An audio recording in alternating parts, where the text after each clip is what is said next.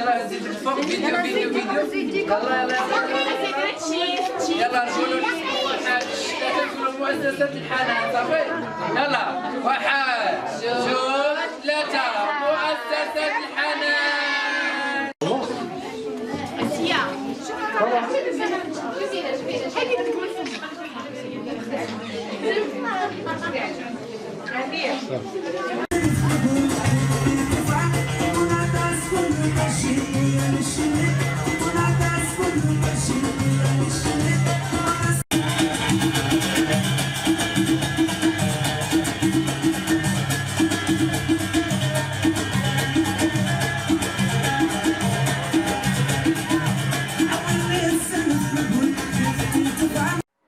السلام عليكم. معكم سعدية الساهل، مديرة مؤسسة الحنان للتربية والتعليم الأولي.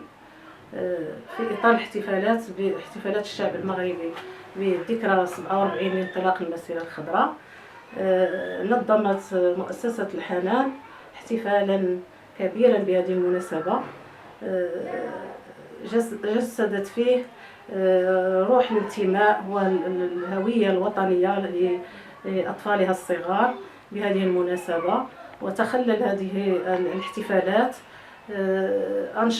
أنشطة متنوعة من رقصات ورسوم بهذه المناسبة لتعريف الأطفال بتاريخ الأجداد والآباء، وتعرف الأطفال على يوم انطلاق المسيرة الخضراء بطقوسها المعتادة، بأناشيد وأهازيج وأفراح، حتى وصلوا إلى الصحراء المغربية وحرروا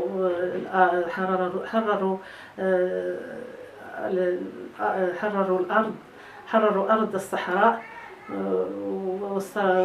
من أيادي الإسبان. تعتبر ذكرى المسيرة الخضراء من أعز الذكريات التاريخية والمناسبات الوطنية التي يجب على النشء التعرف عليها والاعتزاز بها وبحب الوطن.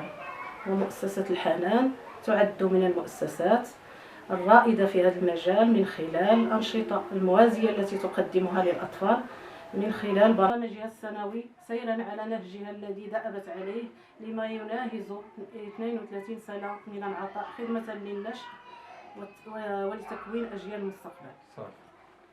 الحمد لله كانت الدعوة كانت مستجابة من جميع الآباء، كان حضروا لنا كلهم، نشطوا معنا، فرحوا معنا في هذه الفقرات اللي دوزنا. الحمد لله كانت فقرات ممتعة بالنسبة للأطفال وبالنسبة للآباء، كلهم نشطوا معنا وكلهم عجبهم الحال وكلهم عندهم الذكرى من أغلى الذكريات.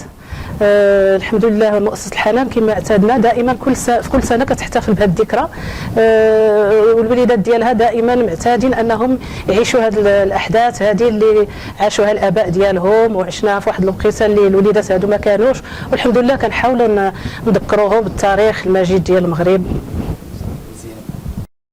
ما تنساوش تزورونا على الصفحة الرسمية وتضغطوا على سبسكرايب باش توصلوا بكل جديد.